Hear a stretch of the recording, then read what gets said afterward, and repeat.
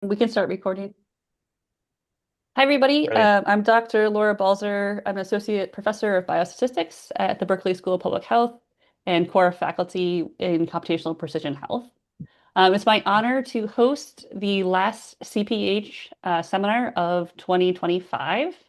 It is great that we are joined today by Dr. Charlie Whittaker, who is an assistant professor of infectious diseases and vaccinology at Berkeley Public Health. He's also a core member of the Computational Precision Health program, and he directs a really exciting lab called Pandemic and Epidemic Threat Analytics Lab, with the abbreviation of PETAL. And we are so excited to have him join the Berkeley UCSF team. Started in July 2022. And with that, I will turn it over to Dr. Whittaker. We politely ask that you hold your questions until the end, and hopefully we'll have some time for live discussion. Over. Fantastic. Thanks so much, Laura. And thank you to all of the folks in the CPH program for inviting me to speak. Really, really excited. And so, with a slight apology for the last minute title change, the laptop where I had been preparing slides died about 2 days ago, and so we're pivoting to some work that I hope is equally as interesting to members of this group, where that we did during the pandemic, identifying and characterizing the SARS-CoV-2 variant of concern, Gamma. So, as Laura mentioned, my name is Charlie Whittaker, and I'm an assistant professor in Berkeley Public Health. Started in July, so I've just about got the hang of being at Berkeley. And I'm, first and foremost an infectious disease epidemiologist, and I work on a range of diseases from malaria and oasis to Ebola. But the majority of my work to date, or most recently, is focused on viruses, SARS-CoV-2, and future pandemic preparedness efforts. And that's kind of what we're going to be talking through today.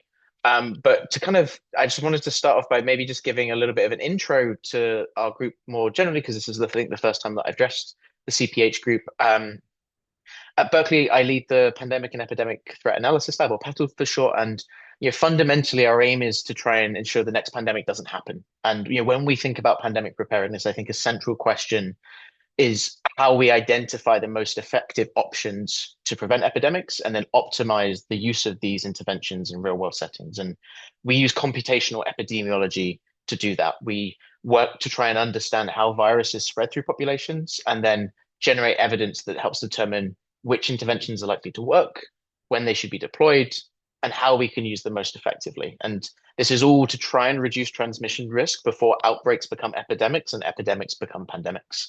And fundamentally, we work on a bunch of different things. We do some fundamental viral epidemiology to understand how pathogens emerge and evolve.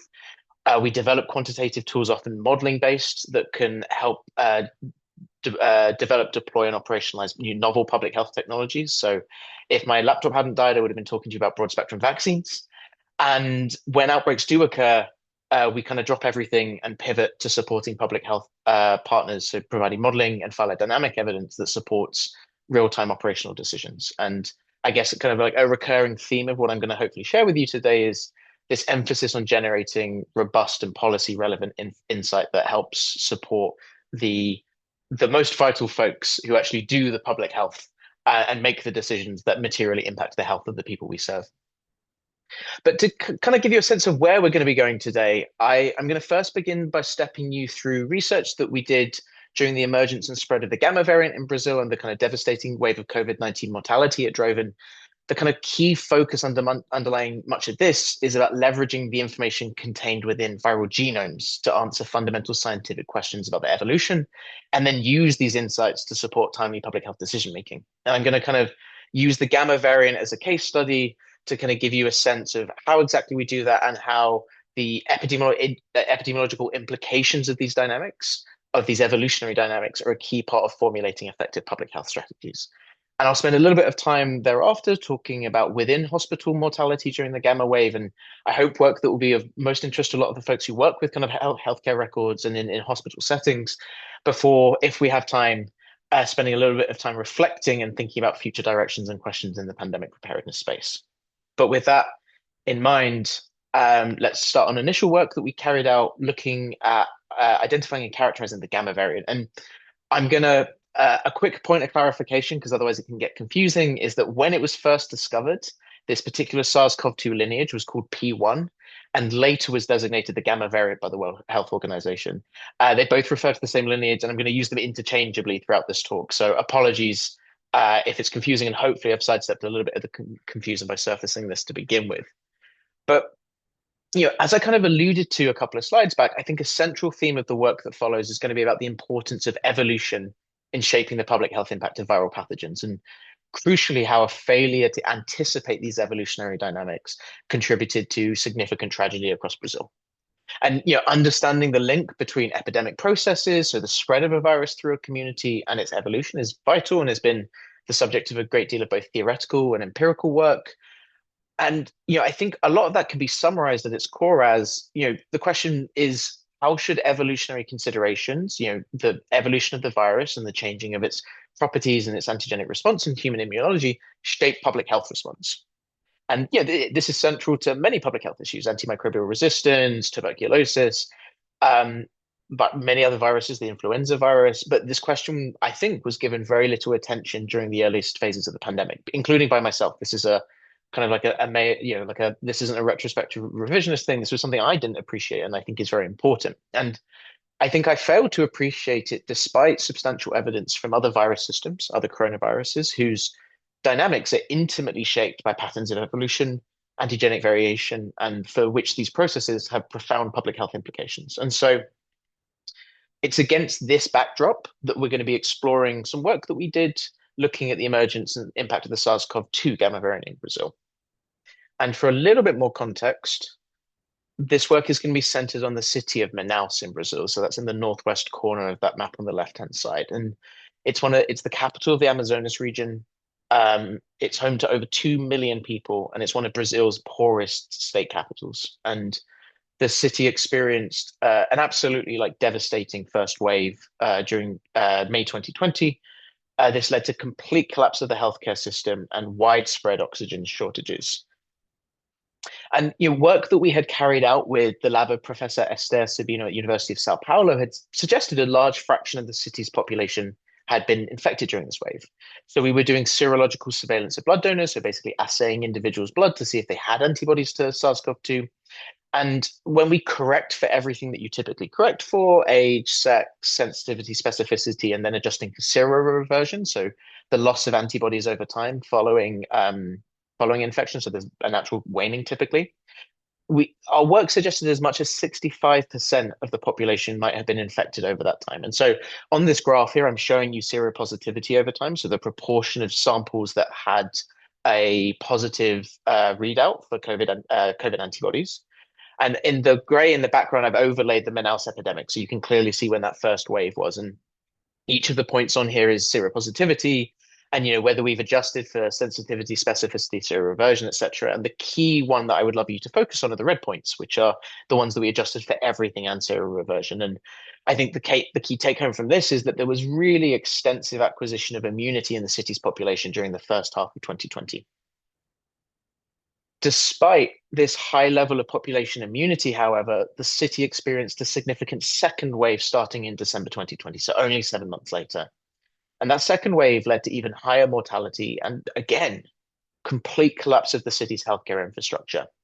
And I think the kind of key question to us in this context was why, and what might this mean for the rest of Brazil? And we, to that end, we kind of formulated 3 different hypotheses. The first was that immunity elicited during that first wave might have waned, leaving the population susceptible again.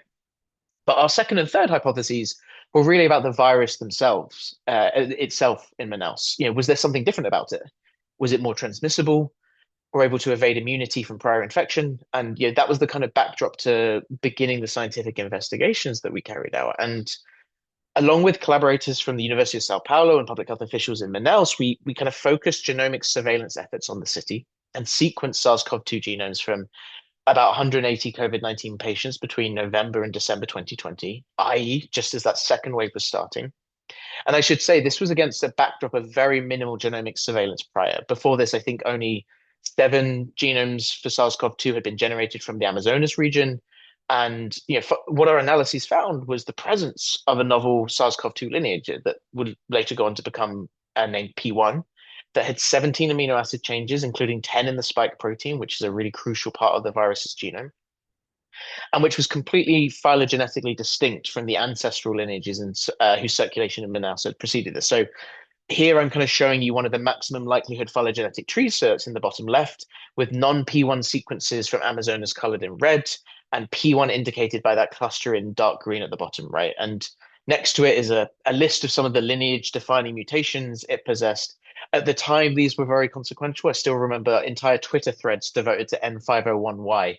A little less consequential down the line, but I guess, yeah, the thing I would love for you to take home from that is that there were a lot of them, and we were worried about quite a lot of them. And on the right-hand side, we've got a graph of COVID-19 deaths in Manaus at the top and the number of sequences belonging to different lineages below. And what you can kind of see from here is that the rapid increase in the prevalence of P1 was tightly associated with the increase in SARS-CoV-2 hospitalizations and deaths that we'd seen in Manaus. So that kind of suggested that P1 might be driving the absurd resurgence, but more to follow on how we kind of establish a little bit more like dispositive evidence.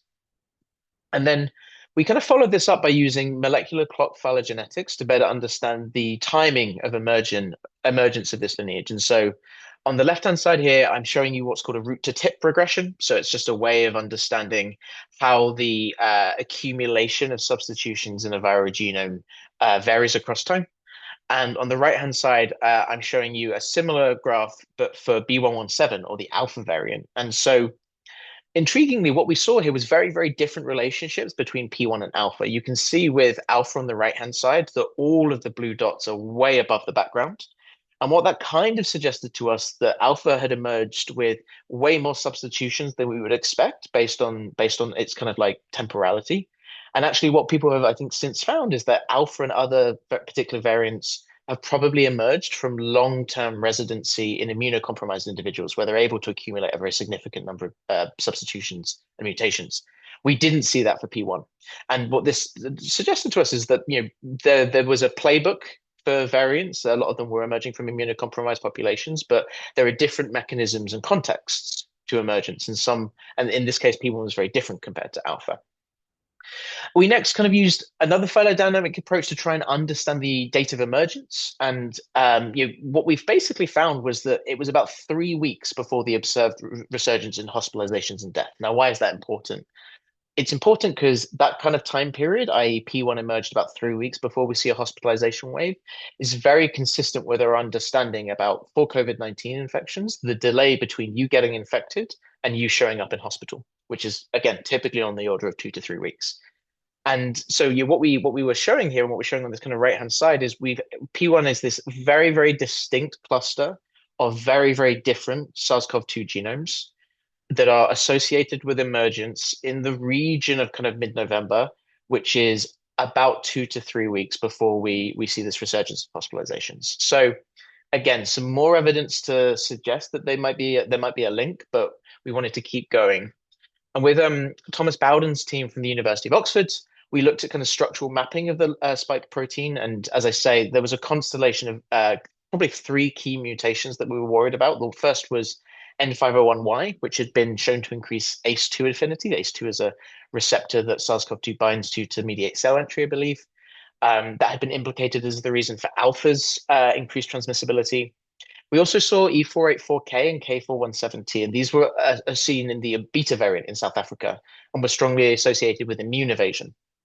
So we have some kind of temporal evidence linking the gamma variant to the hospitalizations and deaths, and we have some kind of molecular evidence that suggests that it potentially could have different properties to other lineages of SARS-CoV-2 that have been circulating. But we also carried out an analysis of epidemiological data. So we were analyzing reverse transcriptase PCR SARS-CoV-2 positive results from private testing laboratories in Manaus. And the aim here was to explore trends in CT values, which are often used as a crude proxy for viral loads. And for context, because I know that not everyone here is a molecular biologist, and it's been 10 years since I've stepped foot in a lab, so I had to relearn this as well. They're inversely related. So a lower CT value in a patient sample corresponds to a higher viral load. And so what we did, because we didn't have evidence about whose particular infection was P1 or not, except for a tiny subset, was we just divided the time point up into 3 different time periods. A kind of period where we expect very, very few genomes or infections in Manaus to belong to P1, a kind of intermediate period, and that's in the green, and then the tan one where almost everybody who we managed to genomically sequence had a P1 infection. And what we see, if you look at the kind of like the bottom right here, is the CT value declines over time. This is it's very noisy because it depends on exactly when people are getting tested and the quality of testing being done in the lab. But we see a trend, and when we kind of like adjust for just the folks who we know definitively whether they had a P1 or a non-P1 infection, we see a significant difference between the CT values. And so altogether, then this suggested that P1 might be more transmissible, might have higher viral loads, and might be able to evade immunity. But much of this evidence was indirect. And so our kind of next step was to try and test these hypotheses more formally. And to do this, we used a mathematical modeling approach. And specifically, the aim of what we were doing was to kind of explore and evaluate the statistical support for different epidemiological scenarios that could explain the resurgence of transmission in Manaus, i.e., evaluate the plausibility of those different hypotheses I mentioned earlier. And so to do this, we extended a renewal equation-based model of transmission that we had been developing at Imperial College, where I was prior to Berkeley. And this extension allowed us to model multiple co-circulating SARS-CoV-2 lineages, whilst allowing for severity, transmissibility, and propensity for reinfection or immune evasiveness of the virus to vary between lineages. And crucially, the model also enables us to incorporate waning of immune protection and many other features that allow us to formally explore and evaluate those different hypotheses I mentioned earlier. Specifically, had waning of prior immunity from that first wave led to the resurgence in Manaus, or was there evidence suggesting that P1 possessed altered epidemiological characteristics compared to other non-P1 lineages? And so using a Bayesian approach, we fitted this model to both epidemiological and genomic data sources. So on the left-hand side, I've got the model fit to COVID-19 mortality with the non-P1 deaths colored in beige and the P1 deaths colored in green. On this central panel here, I've got the modeled proportion of infections belonging to P1 and that same quantity calculated from genomic surveillance data, which we calibrated the model to. And as you can see, I spend a huge amount of my time as an infectious disease modeler trying to get a model to fit well and failing abysmally. And so we were pleasantly surprised. As you can see, the model was able to, I think, do a reasonable job of recapitulating the epidemiological and genomic patterns we observed. And so as a kind of like checking our work, we compared the modeled seroprevalence, which was another output we're able to produce, to those independent serological estimates from Professor Esther Sabino's team. So this wasn't used in calibration, but showed very close concordance, kind of altogether suggesting our framework was doing a reasonable job of capturing the dynamics of SARS-CoV-2 transmission and COVID mortality in Manaus. And so what was the outcome of this modeling? Well, the results of the modeling strongly supported the hypothesis that the epidemiological characteristics of P1 were very different from those of previous circulating lineages.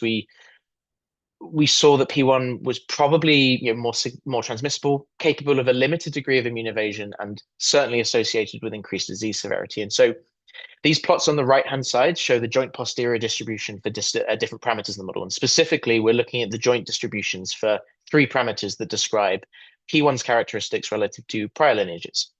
One describes how much more transmissible P1 is relative to non. Another describes how much protection a P1 infection provides by past infection with a non-P1 lineage, and we call this cross immunity.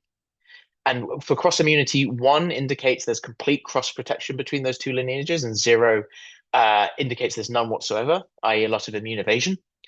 And then we have another parameter governing how much more likely P1 infection is to cause mortality. And so, in these joint posterior plots, we have transmissibility and cross immunity on the left-hand side and cross immunity and increased severity on the right-hand side. And the density plots on the top and the right show the marginal distributions for each model parameter. And altogether, it suggested to us that Gamma was about 2 times more transmissible, able to evade about 30% of protective immunity from past non-P1 infections, and about 1.5 times more severe disease causing. So like 1.5 times more likely to lead to a death. And I should say all of these had very significant statistical support. Posterior probabilities were, greater than 95% in all cases. And, I think the one thing I would really be keen to emphasize here is that, the estimation of these altered epidemiological properties critically depended on the insights from the genomic analysis we carried out. The the timing of P1's emergence was a really crucial piece that we were only able to do because we had genomic sequences. Understanding the proportion of infections belonging to P1 versus others, again, was a crucial model input. And I think a real failure mode for infectious disease modeling, which is the field I classically sat in, has been to kind of completely disregard the value that genomic data, often collected routinely at healthcare settings, can provide in enabling the models that we and others in my field produce to say far more than they would otherwise. It's that integration of both epi data and genomic data that enables us to say something meaningful. But in order to kind of confirm these results, we followed this work up with a cohort study made up of blood donors who had made multiple donations over the period March 2020 to April 2021, i.e., the period spanning both the first and the second waves. And analyzing their antibody levels quantitatively allowed us to detect evidence of possible reinfection during the gamma wave. And so we wanted to see, like, were we in the right ballpark when we said, gamma was reinfecting a lot of people? And so in this graph that I've shown you here, just focus on the black line for me for now. And what this is showing is antibodies levels over time for someone who's infected and then subsequently reinfected. And so the overarching idea with these analyses are that the dynamics of antibody levels over time are somehow informative about infection dynamics. In this person's case, the antibodies levels increase in response to an infection, decrease with natural waning, and then increase again because they've been infected again. And so we can begin to tease out, based on the temporal patterns we see, levels of reinfection. And so on the right-hand graph, I'm kind of showing the antibody dynamics of individual repeat donors over time. So people who could track we could track through time. And I've divided them up into a group that we very coarsely classified them into. So these folks are those who were never infected over the time period. Their levels start very low, they stay low, and they never eclipse the threshold for seropositivity, which is that the solid black line. Now, below that, we have folks who were only infected once. So during that non-P1 period, they have this big increase, a singular increase in levels, followed by some degree of decrease over time. Then below that, we have people who were primary infections during the P1 period, showing a similar trend of, again, a singular increase in titers, but later on in time. And at the bottom, we have what we were calling reinfections and possible reinfections. So folks who had initial increases in the non-P1 period and then increases again in the P1 period. And together, these two groups accounted for about a quarter of all of the infections we observed during the P1 wave, rising to 40% if we included an even more uncertain speculative set of possible reinfections that I've not shown you here. And so these results are pretty consistent with our modeling analyses and a nice validation. Though I think it's important to note we got these results published about a year after the P1 wave in Manaus. And so it's a very useful kind of sense check and to understand the dynamics in fine detail, but it was nowhere near as timely as the modeling. And by contrast, the work I showed you in my previous slides happened as the wave in Manaus was happening. And so enabled us to say and support meaningfully public health decision making during that period. And so this kind of brings me to conclusion for the first kind of half of my talk. And I think there are kind of three key takeaways from this work. First, I think it was that this was some of the first work to show the existence of both more increased transmissibility and immune evasiveness in the same variant. And I think up until this point, there had been a real question about whether those two would somehow trade off against each other on a molecular level. And I think our work showed it was unlikely to be the case, or at least highlighted the possibility of a world characterized by very substantially altered variants possessing very substantially concerning combinations of altered properties. And this was something we saw again far too soon with the Delta variant, which emerged soon afterwards. I think it also highlighted the short-sightedness of strategies centered around the acquisition of herd immunity, not derived from vaccines. Now, this work showed that rapid evolution of SARS-CoV-2 lineages fundamentally undermined the population level immunity from prior infection. And so public health strategies that don't take those evolutionary considerations into account were fundamentally misguided. And the results I've shown today highlight that gamma drove a devastating second wave despite high levels of population immunity from that first wave. And it's important to remember at this time that many governments were still considering the prospect of letting it rip. And I say that as a direct quote from the British Prime Minister. So I think this work, to my mind, contributed to a broader body of evidence that showed you couldn't do that without utterly unacceptable human cost and that it was unlikely to provide robust long-term protection into the near future. And I think finally, a lot of this work, to my mind, highlighted the role of genomic surveillance. It was necessary to provide useful, actionable public health information in real time, both to the Manaus decision makers, Brazilian government, but also to the world. But it also showed really deep inequity worldwide in this capacity. Until this study, only 7 SARS-CoV-2 genomes had been generated, and in follow-up work that we did with Dr. Anderson Brito, who leads a research group now based in Sao Paulo, we showed that there's inequities across different countries in this extent and scale of genomic capacity has really, really deep consequences for the timeliness of detection. So on this graph, the orange lines indicate the average level of sequencing carried out by countries belonging to different World Bank income strata. And it shows that based on sequencing volumes, high-income countries have about a 50% chance, so a coin toss, of detecting a novel SARS-CoV-2 variant at 1% population prevalence, but the chance of a low-income country doing it was less than 0.5%.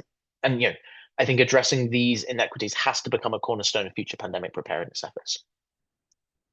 So with that, I'm going to kind of pivot very slightly and turn to a second strand of work relating to that, which is looking at hospital mortality during this gamma wave. And to do this, we analyzed hundreds of thousands of hospital medical records across Brazil to understand how within hospital mortality changed during the gamma wave and to kind of disentangle the roles of intrinsic severity versus the pressures faced by the healthcare systems, which we know are a huge modifier of mortality. And so in the interest of time, I'm going to skip over this, but to kind of set the scene a little bit, why did we do this? Well, the modeling results I showed you on previous slides had suggested that gamma was associated with a 40% increase in mortality relative to to the period prior to gamma's emergence, and then but it was like somewhat unclear to us why this was the case. There had been concerning reports from other Brazilian sources suggesting the possibility of a shift in the age distribution of deaths. Mortality had increased disproportionately in younger individuals, so it was still very much concentrated in the elderly, but the relative risk had increased in younger individuals by a greater degree. And it wasn't clear why that was the case. And we kind of hypothesized that the elevated levels that we saw could be due to two, and I want to emphasize here, non-mutually exclusive mechanisms. It could be because gamma causes intrinsically more severe disease, or it could be the indirect effects of gamma, specifically the increased strain and healthcare pressure that arose from the extensive resurgence of transmission. And there was prior evidence supporting both of these. There were previous work carried out by folks in the UK had shown that alpha was associated with a kind of an intrinsically increased risk of about 55% for mortality. Work that we had done had shown that factors relating to healthcare quality, mechanical ventilators, staffing, oxygen, etc., had big impacts on COVID-19 mortality, and that these materials were in the shortest supply in low-income settings. And work carried out by another team showed that even when you had widespread availability of these resources, the simple fact of increased patient admissions alone and the associated healthcare pressure on the number, caseload of healthcare staff was sufficient to increase COVID-19 mortality. And so there exist then these important modifiers of COVID mortality risk that are completely unrelated to intrinsic disease severity, whatever that even means. And so it was against this backdrop that we carried out work to kind of disentangle the drivers of COVID-19 mortality and to understand why the country had suffered such a devastating number of deaths. And so to do this, we looked at individual level patient data from about 450,000 hospitalized COVID-19 cases, both kind of in the pre-gamma period and during the gamma wave. And we developed a kind of a semi-mechanistic Bayesian model enabling us to make sense of this data and basically enabling us to dynamically model hospital fatality ratios. So your probability of dying in hospital conditional on key factors like your age, etc. And also relate this to genomic data and health systems information to investigate the comparative impact of gamma severity versus healthcare pressure. And so, we first used this framework to just empirically explore hospital fatality ratios across these different settings. And so what we saw first and foremost was very significant variation across locations, time, and by age group. And let's look at time and age first. So on the right-hand side here, I've plotted the empirical HFR by different age groups. Each point represents the empirical HFR for that age group in a given week, with the black line representing the model trend over time. And this is a bit busy, and it's probably just easiest to focus on the 70 to 74 age category here. So let's zoom in. I think crucially, what you can see here is huge variation in the HFR over time, ranging from about 30% at its lowest point to as high as 65% in certain weeks. So substantial variation, even when we control for age, which is one of the biggest modifiers of COVID-19 mortality risk. We also saw substantial variation in the HFR when we stratified by the particular state capital being considered. So on the graph here, the colored lines indicate the modeled weekly H standardized HFR in each state capital. So a group of 14 state capitals that we were examining. And in black is a kind of rolling measure of the number of ICU admissions per ICU bed available. So it's kind of a proxy for healthcare pressure. And as you know, as with our results looking at age, you can again see some very significant variation in the HFR, both between locations over time. And to do that, let's have a look at Belo Horizonte and Manaus in a little bit more detail. And you can see two things, a very significant difference between the two. The average HFR was over 30% in Manaus and about 20% in Belo Horizonte. But if we also focus in on Manaus, you can see very substantial changes over time. The HFR fluctuates between 10% and 40%, depending on the particular epi week that we're considering. So we observed large fluctuations over time in the HFR, and admittedly, many of these increases coincided with gamma's emergence, which on the graph here is this dashed black line. But we also see significant changes to the HFR in the period prior to gamma's emergence, suggesting the story is a little bit more complex. And indeed, the modeling results showed that HFR in a given week was closely and, as you might expect, positively associated with a bunch of different metrics of healthcare demand and pressure. So in the graph on the right here, I've plotted the correlation coefficient between different metrics of weekly healthcare demand, which are the rows, and the weekly HFR in different cities, which are the columns. And for ease of visualization, I've just plotted three, but red indicates a strong positive association. And in all cities, you can see that there was a strong and consistently positive correlation between these metrics of demand, such as admissions per ICU bed or the number of available doctors, and the weekly HFR. And crucially, in addition to dynamically modeling the HFR over time, this framework allowed us to infer why it was varying and disentangle the impact of different drivers. And on this graph here, I'm showing you the model estimated impact of intrinsic gamma severity on HFR risk stratified by age. So each individual colored point is the model estimated risk modifier in each city and for each age group, with the box plot in black representing the average observed across all cities for that particular age group. And as you can see, there was limited evidence of some increase in risk, especially across younger age groups, but this was very inconsistently observed across different cities. And I'd say in general, there was pretty minimal statistical support for an effect of intrinsically increased disease severity purely due to the gamma variant. By contrast, on this graph, I'm showing you the kind of weekly effect of healthcare pressure on the HFR colored by each city. And each point here, and I apologize that it's so busy, describes for each city and each week how much higher your chance of dying is in hospital is because of healthcare pressure. And as you can see, the size of this varies dynamically over time. It's higher during epidemic waves, and it's lower during periods of reduced transmission, with the timing of these periods specific to each city, which makes sense because the timing of the epidemics was specific to each Brazilian city. But crucially, the healthcare pressure effect came out consistently as an important and very significant modifier of the HFR. And all of this, I think, together for us suggests that the increased mortality in that gamma wave largely arose indirectly through the increased demand on healthcare resources that in turn arose from widespread resurgence of transmission that gamma drove across Brazil. And finally, one thing you might have noted on the previous graph was there were big differences between cities. The effect size for healthcare pressure varied a lot. In Macapá, it reached about 4 times at its maximum, but it was only about 1.5 times its maximum in Rio. And the obvious question to that there was, why was that? And the answer, and a significant driver of variation in COVID-19 mortality, were pre-pandemic inequities in healthcare resources. At the time of the pandemic start, Belo Horizonte had 4 times more doctors and ICU beds per capita than Manaus. These inequities that existed pre-pandemic had significant consequences for the COVID-19 death toll. And so this framework allowed us to kind of explore counterfactuals and simulate the number of deaths that would have occurred under different levels of healthcare availability. And to cut a long story short, we estimate that a quarter of all COVID-19 deaths in Brazil could have been prevented if pre-pandemic inequities in healthcare availability had been addressed before the pandemic. and that this fraction would rise to about 50% of all deaths if capacity had been available to be surged appropriately and equitably across all locations during the waves. So, what does this all tell us? I think firstly, it tells us that the devastating impact of the Gamma variant in Brazil was primarily driven by its indirect effects on healthcare pressure, which in turn arose from the widespread resurgence of transmission it drove across the country.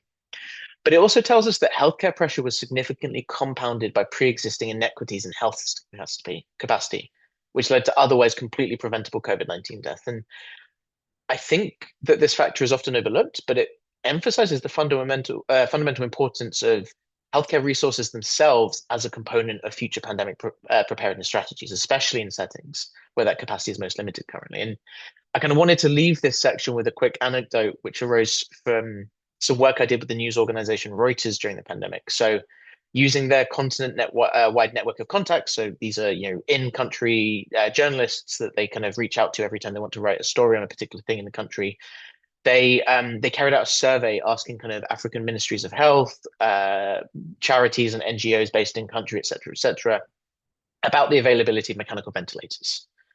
And the upshot of that was, as you might expect, these were in critically short supply. During the process of asking folks and carrying out the survey, Reuters reached out to the Central African Republic's health minister, asking for confirmation of their tally. They had surveyed people from across, tens of people from across the country, hospital managers, medical professionals, others in the Ministry of Health, charities like Doctors Without Borders, UNICEF, and they'd identified 3 mechanical ventilators. And I want to stop there and let's pause for a moment and take that in. 3 mechanical ventilators for a country of population 5.5 million. Manaus, one of Brazil's poorest cities, had 750 times that availability. And so Reuters reached out to the health minister of the Central African Republic to confirm this tally, before they'd publish it in print. And he emailed back to say he was surprised to learn they had any at all. He didn't realize there were any in the Central African Republic. These were held at an MSF site or a UNICEF site. And I really wanted to leave that there as this is the backdrop that COVID emerged into. I've highlighted here very substantial subnational inequities in healthcare availability across Brazil in this work. But I wanted to highlight just how much more acute the shortage is in other parts of the world. And I think how fundamentally important it is to address these issues if we're to be better prepared for the next pandemic. And I think with that, I will finish here because we're kind of coming up to the 45-minute mark. And I want to finish this talk by acknowledging all of the incredible scientists who helped make this work happen. I'm especially grateful to the CADI consortium led by Professor Esther Sabino at University of Sao Paulo and Professor Nuno Freire at Imperial College, as well as like a ton of really, really, really talented and brilliant scientists who I had the huge privilege of working with during an exceptionally difficult time during the pandemic. And I also kind of want to acknowledge teams at Imperial College, University of Oxford, and especially the Machine Learning and Global Health Network, which is a kind of decentralized group of folks doing very, very cool deep learning and kind of other machine learning work in a global health context, and who steered and led a lot of the work that I've shown today, especially Andrea Brizzi, Oliver Ratman, and the kind of Sam and Ivona. And so I think with that, I will leave it here. Thank you very much for listening, and I'd be happy to take any questions you might have. Fantastic presentation. We will open it up for questions from the audience.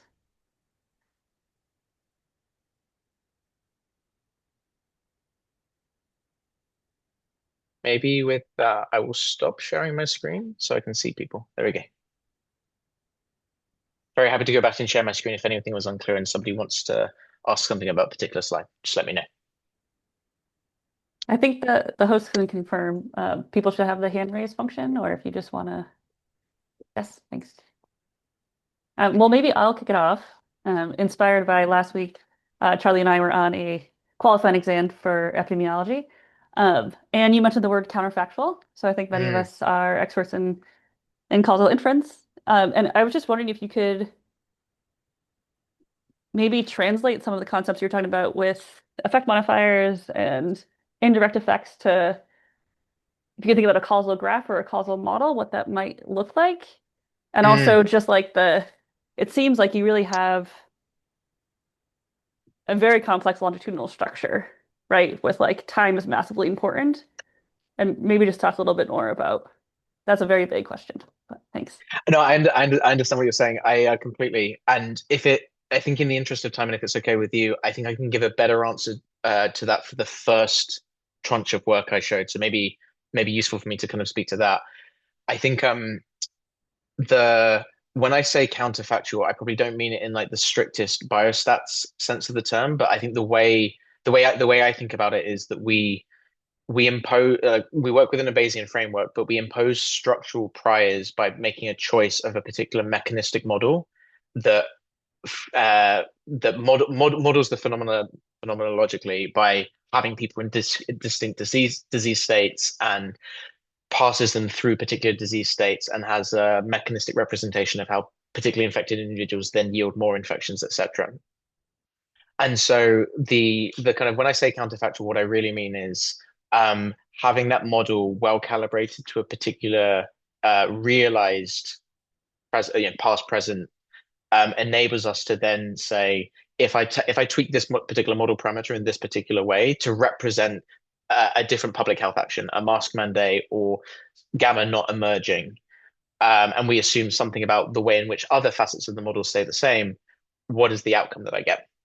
Um, and so I think in a lot of ways the aspects of the challenges that typically associated with like estimating counterfactuals are obfuscated but also accounted for slightly by like the very stringent structural prior that we place on the space of, in our case, possible epidemic trajectories that is imposed by our understanding of the natural history of the virus and the data that we calibrate it with.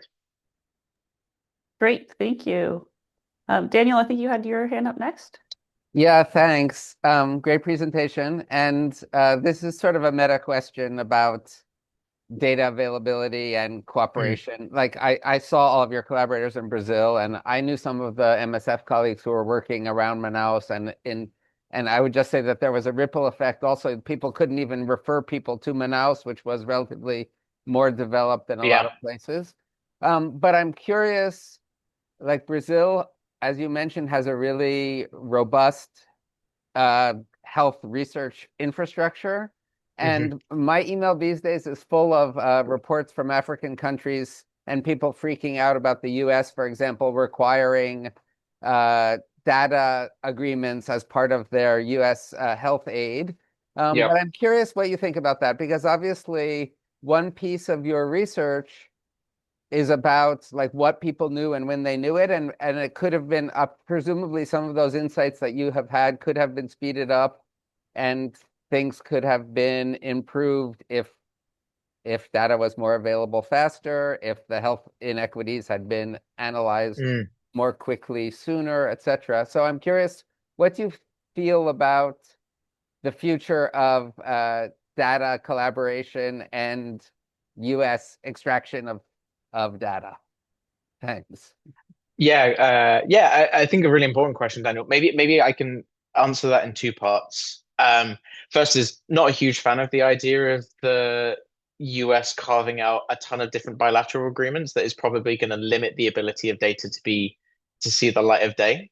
Um, I think there are so yeah, that's the first thing. Like I'm always a big fan of this when it's done either multilaterally or hosted by a supranational organization like the WHO or etc.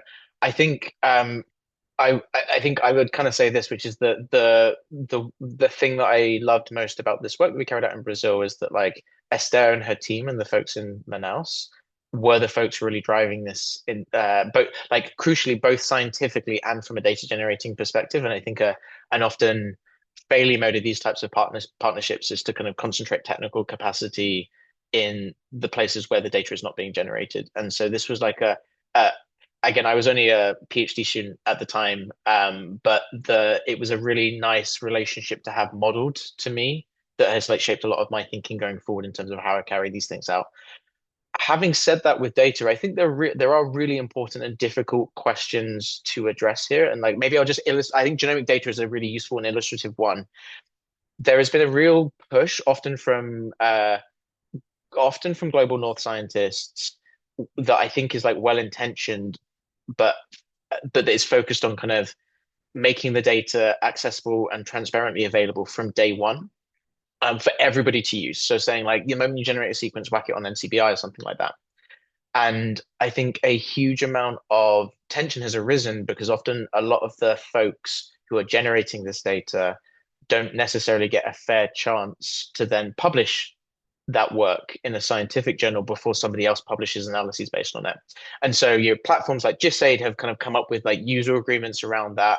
GISAID, I think, has like its own potential issues, but I guess all I mean to say is like I think there's an important distinction between the use of this data to support public health decision making and the use of this data to support scientific scholarship that is going to go through the process of becoming a paper.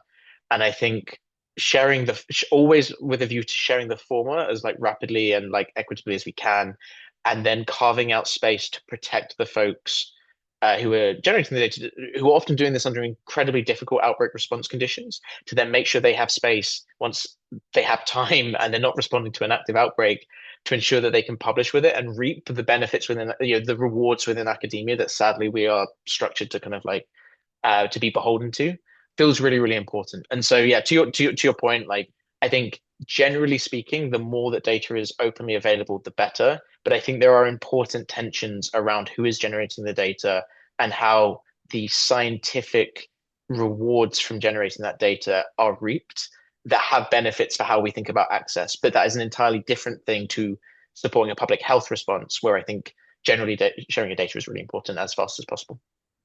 Got it. Thank you. Great. Dr. Dace? Oh, thank you. It's a great talk. Thanks, Professor Charlie. So you presented like if we increase the transmissibility, that increase the immunity. That is true. But did you propose any policy? How do you increase the transmissibility? Because if you increase the transmissibility, the death might increase. So how do you? I'm really sorry. I'm not sure I understand your question. Could you restate it, please? Yeah, so if you increase the transmissibility, then that increase the immunity in the population. But there is a risk of mortality because you increase the transmissibility. Yeah. So sorry, maybe to clarify here, like none of what I was presenting is a normative claim about what I think should happen. It's like a descriptive claim about what we think happened in Manaus. And so the increased transmissibility arises from changes to the fundamental genomic sequence of the virus's RNA, which in turn changes the way its proteins are arranged, which in turn alters its interaction with the human host to yield different epidemiological properties. And so increased transmissibility is not something I'm advocating for. I'm a big fan of SARS-CoV-2 becoming less transmissible. I don't know if that's actually happening, but I would love for that to be the case. yeah. So another follow-up question, I see like for the young people, hospital fertility rate is higher. I mean, hospital infertility rate is higher for the young people. But in general, elderly population infectious fatality rate is higher. Got you. But I'm curious. Yeah. So apologies if I did a poor job of this. It's the classic like relative risk versus absolute risk.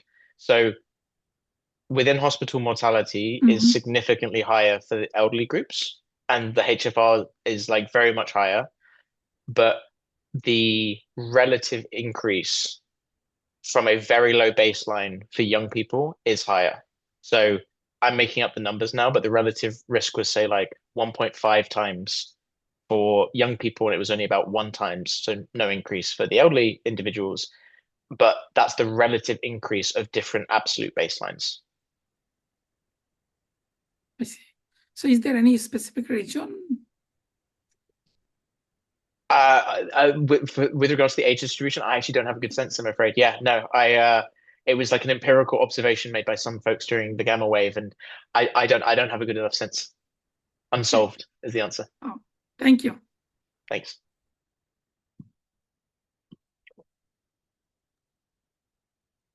Other questions?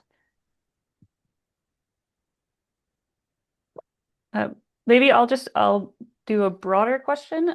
So obviously this has been brilliant work focusing on trying to prevent future outbreaks and lessons learned.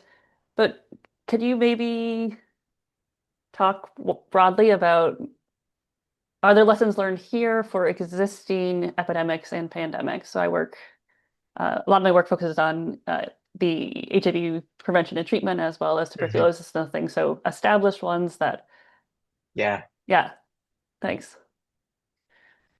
Um, I mean, it feels like a very common thread here is the it's a fallacy to forget the absolute basics. I do a lot of work on broad spectrum vaccines and very, very smart folks in the lab who are working on developing like multivalent SARS-CoV-2 vaccines that would provide us protection against all coronaviruses. And technological innovation is great, but probably we could achieve even more impact just by ensuring that every healthcare facility in sub-Saharan Africa doesn't stock out of oxygen. And so I think this work was really helpful to me in understanding just how valuable fundamental healthcare resources are. Nurses, anesthetists, other doctors and healthcare workers, mechanical ventilators, oxygen. Uh, these things are a given in the settings in which I had the immense privilege of growing up, and they are not a given elsewhere. And there are huge co-benefits across a variety of different disease systems to be had by investing in them. That's maybe one lesson. Well said. Yes, Dr. I'm not say that Fuki. Hey, Sorry. sorry, I haven't earned a doctorate yet, so I might be asking kind of an elementary question, but For really sure not. appreciate the presentation, Dr. Whittaker, and I've also really enjoyed the discussion. I work at the State Health Department with TB, and so I feel like we think about health inequities a lot. And what it's not as much of a question, but more of a Mm, comment, but I've just really appreciated kind of the walkthrough of the decision making here and kind of an acknowledgement of the context and the importance of really measuring and having some kind of a baseline understanding of what are the health inequities existing in this time period, in this moment, not just as like a frozen report in the past mhm, and how that could be a really useful, a really meaningful variable to model over time. At the same time, you're also trying to model, how diseases evolve over time and using that as a method to make decisions about that. And it does make me think about how I wish there was more live, not maybe not live, but over time type data for sure. on the actual status day to day or week to week or month to month on capacity in these health systems, because that I feel like that could make such a huge difference, not just for unknown pandemics or existing active pandemics, but also for other conditions as well. So I just wanted to express a lot of appreciation and feel like this is a really intellectually enriching presentation. Thanks. Good to see you again, by the way. And absolutely. I think we were very lucky that Brazil was actively tracking these types of things during the pandemic, and that is that there's both like the absence of resources, but also the absence of the ability to measure these resources in a lot of settings. And yeah, I have another presentation about kind of surveillance inequities and what that means for how we enumerate populations that wasn't within the remit of this talk, but completely agree it's very important. I'm conscious we're running over time now, so maybe Laura, I'll kick this back to you. Yes, perfect timing. I was just to say we're up, but thank you so much for the fantastic presentation, Dr. Whittaker. Let's give him one more round of applause and feel free to reach out to him because he's learning to be assistant professor means you spend most of your days answering emails. So thank you again. Wishing you all a wonderful holiday season. Thanks very much, folks. See you later. Thank you.